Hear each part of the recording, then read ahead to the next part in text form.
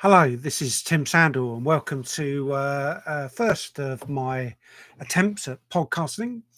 And this is an experimental thing. If it takes off, then we'll do some more. If it doesn't, then this is a one-off.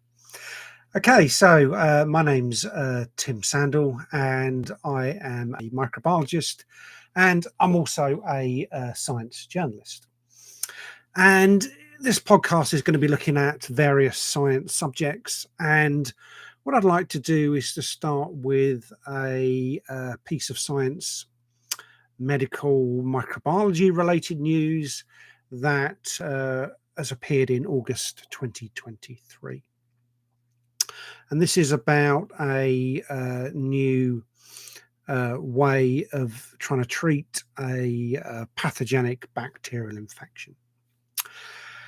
So we're going to be looking at the bacterium Clostridium difficile, or C. diff, and this is a hospital-related infectious agent in particular, and one that is particularly challenging to treat.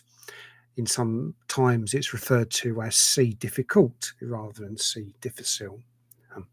That's microbiological humour for you, but it is a serious subject. So C. difficile is an infection that's spread by bacterial spores, and particularly from transmission via fecal matter.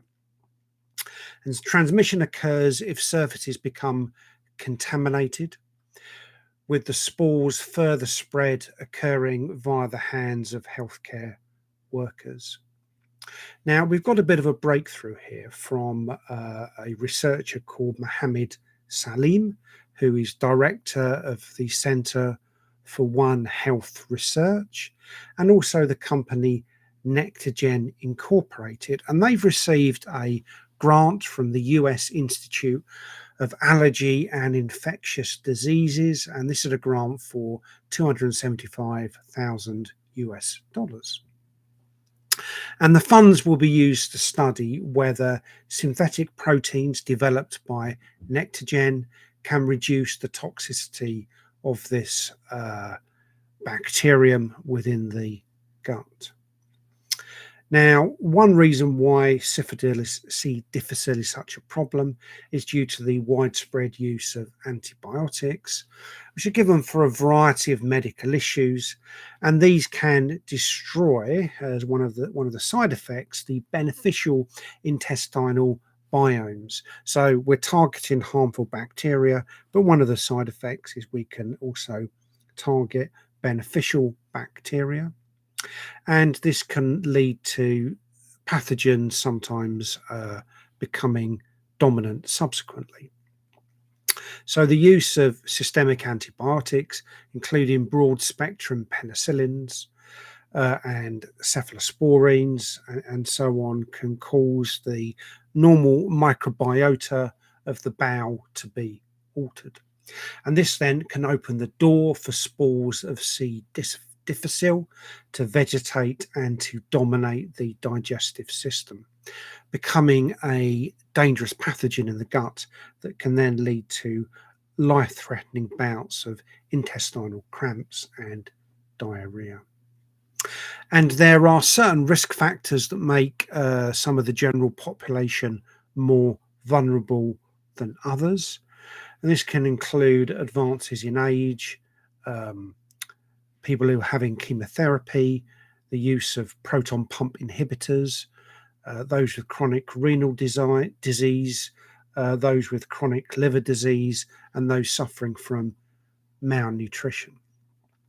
And one of the medical challenges is that only one new antibiotic drug has been developed to fight C. difficile in the past 40 years. Now, some patients can be treated with an antitoxin, but this needs to be taken intravenously, and it is quite expensive. There are other areas of research about restoring the gut microbiota through methods like fecal microbiota transplantation. And this is again proven to be an effective way to treat an infection. but there's still obviously many challenges.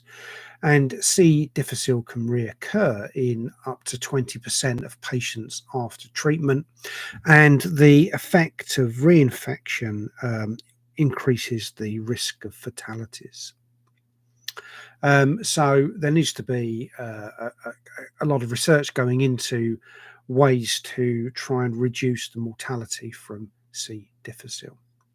So moving back to this new grant and what this research is going to do, it's aimed to enable the Salim Lab in the Centre for One Health Research, which is a collaborative effort of the Virginia Maryland College of Veterinary Medicine and the Edward Via College of Osteopathic Medicine to conduct testing using animal models to determine whether this discovery from Nectogen, which is referred to as synthetic nanoclamp proteins, if they're ingested orally, whether these can reduce the toxic effects of C.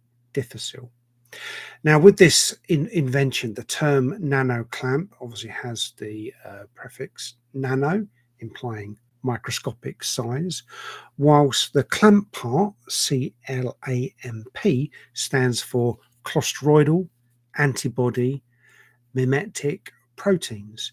And this refers to specialized molecules that are designed to bind to specific molecular targets within cells. Now, Nectogen themselves is a Lawrence, Kansas-based biotechnology company, and it develops and markets antibiotic mimetic reagents or lab-created molecules that behave similarly to an antibody by imitating an antibody's binding properties. And it's hoped that the nanoclamp proteins will be thermally stable and protease resistant of sufficient levels to survive the digestive tract and to also protect the endothelial cells that line the intestines, and then to really target the C. difficile toxin.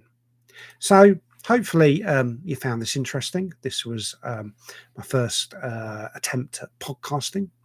So I'm Dr. Tim Sandle. I'm a microbiologist and science journalist, and thank you very much for watching, and goodbye.